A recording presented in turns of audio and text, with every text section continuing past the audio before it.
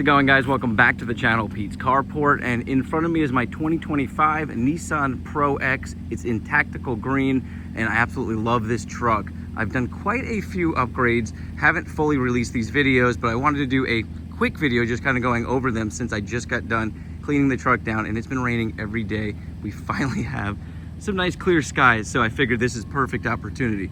So let's go through what I've done to this truck so far, because there's quite a few small things and a couple bigger things.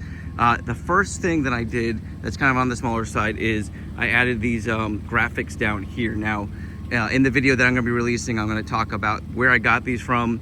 I wouldn't recommend because the backing they used made it very, very difficult to manage this, and the stickers kind of came out wonky. Overall, I was able to fix them with a heat gun, but I love the graphic, just did not like the person that I got it from. So if you can search on Amazon, find similar graphics, I think they look really good if you can get them on there right. I changed mine a little bit. It used to have more stripes, but that's the way that I wanted to do it. You can kind of play around with that. Let's go ahead and move on to another small modification that I really like, and that is these yellow, I guess they're vinyl stickers that go over the fog lights that I think look super aggressive and very cool. I absolutely love them. Looks great on the Pro X with the upgraded headlights on this truck. Just kind of accents all of that. Very, very inexpensive. I'll try to leave links to everything, but those I got off of Etsy. Super cheap, super easy to install, so something you can definitely do in 30 minutes. So you don't need a whole lot of tools either. Moving on, I've got the Bullbar, which I originally installed the way it came and then modified it. So I chopped it down. I gotta remember the name of this Bullbar, but it was the least expensive one they had on Amazon. So I took the risk, ordered it, and I figured might as well go ahead and modify it since it's so inexpensive. And I love, love, love the way it came out. It's kind of tucked up under there like I think they should have made it. And I'll kind of put on the screen now what it looked like before I modified it so you guys can get an idea. Both of those videos are actually out now, so I'll leave links to those so you'll know where to get it from, the name of the Bullbar, and exactly how I did all that.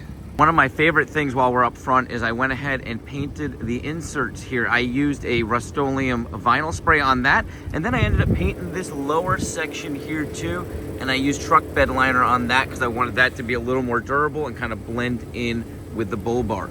So let's move on to some of the more difficult modifications that I did. We're gonna jump up here. So this is a roof rack designed specifically for a Toyota Tacoma. It's made by Reno. I'll leave a link to this video because I have put this video out there. A lot of people do not like the way that I did this, and I have my reasons behind it. I am actually gonna change a couple of things on this. I'm gonna grind all this down, make these rounded, make this look really nice, but these are nicely bolted in here. It's been on here now for, gosh, almost 2 months, and no leaks, no issues, and this thing can hold some weight. I know a lot of people are kind of skeptical, but trust me, the way that this is mounted up in there, and like I said, I'll leave a link to the video. I'm not going to go into full detail everything I did, but it is mounted up underneath the doors with the straps.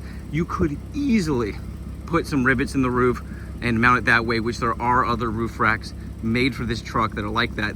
But the number one thing is this Tacoma roof rack fit the lines of this truck so nice that I had to try it out, see what I can come up with, because I ordered it, put it together, real easy to put together, super, super sturdy, very heavy duty material, and it was $300, guys. So could not beat that. I liked it better than the Nismo, which was so much more expensive, and I did not like that the Nismo could not hold a lot of weight, and this thing's rated for a lot. I mean, I probably won't put like 750 or something like that, 750 pounds, but I am gonna get some kayaks up there. I do haul some of my tools and stuff, as you guys can see, which is another mod that I ended up doing, and that video is out too. So we might as well move on to the next one. So I've got these Harbor Freight toolbox, I mean not toolbox, they're gun boxes that I use to store a lot of my tools. They are waterproof, shockproof, and they have great reviews, and I gotta say that they have been amazing. Like I said, it's been raining almost every day. They have absolutely held up. Everything in there is dry. I keep my stuff for my son's football game up in here, the tent, the umbrella, the chairs, and all that stuff I put up in there so that I can just pull it out when we get to the football games and be able to use it. All right, so that one checked off. Oh, and we have these lights up here. So these are just Harbor Freight fog lights that I modified. I went ahead and put these plastic covers on them, as you guys can see here. So Very, very inexpensive mod, and the video on all of these little mods is going to be coming out as well too, so I'll leave links, like I said, to almost everything I can, but those just mount right up on the roof rack. Very, very simple. Lights can be tucked down in and everything can be wired up very nicely. All right, so let's move on to the back. So many people have told me that they want to have a tri-fold cover and have it work with the accessory bar from Frontier.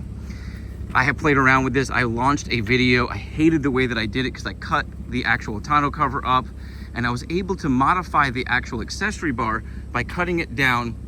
Now I went ahead and put these rubber pieces on here. This one fell off to kind of cover up some of the cut marks, but I still want to finish this off and make it look really good. But I think it came out absolutely amazing. The tonneau cover looks great, holds up great.